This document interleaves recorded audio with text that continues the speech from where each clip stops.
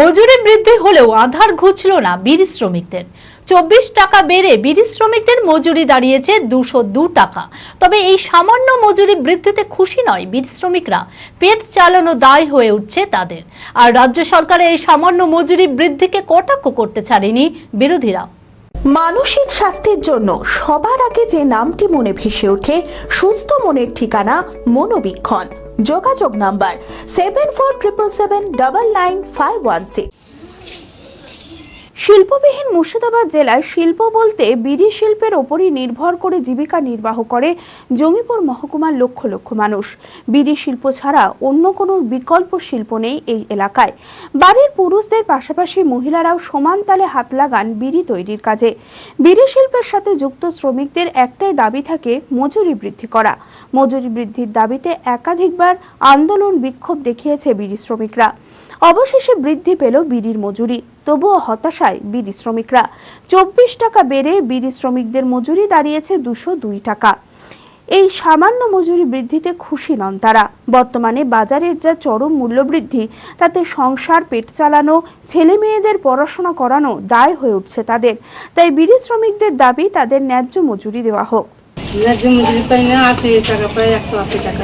মনে তো করছে যে মজুরি যদি বাড়ে তো কিছুটা না, বিড়ি সংসার চালানো পড়াশোনা তো হয় না। বিড়ি বানা পেটে খাবো না, সংসার চালাবো না, ছেলেপিলাকে পড়াবো, হয় না। মজুরি যদি পাওয়া যায় তো আমরা খুশি হব।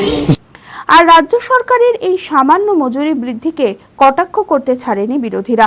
বিজেপি নেতা মিলন ঘোষ বলেন, ইংরেজদের মতোই বিড়ি শিল্পপতিরা বিড়ি শ্রমিকদের শোষণ করছে। বিড়ি শ্রমিকরা ন্যায্য মজুরি পাচ্ছে না।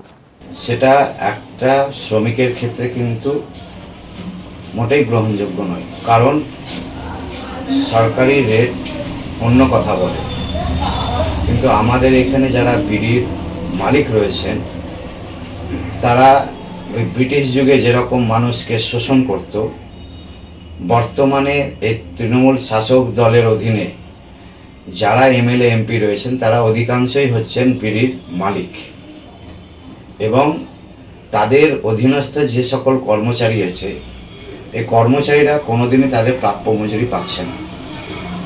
তারা নিজের মুনাফা নিয়ে কোটি কোটি টাকা এবং বিভিন্ন জায়গায় মানে হিসাব বহির্ভূত সম্পত্তি প্রচুর, কিন্তু যারা তাদেরকে আজকে এই জায়গায় নিয়ে এসেছে তাদের দিকে একবারও দৃষ্টিপাত করেনি।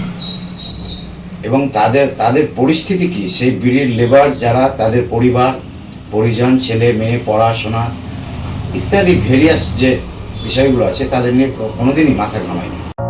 লীলা হসপিটাল, a multi-speciality hospital, 24 ঘন্টা ইমার্জেন্সি পরিষেবা। লীলা হসপিটাল, বহরমপুর, মুর্শিদাবাদ।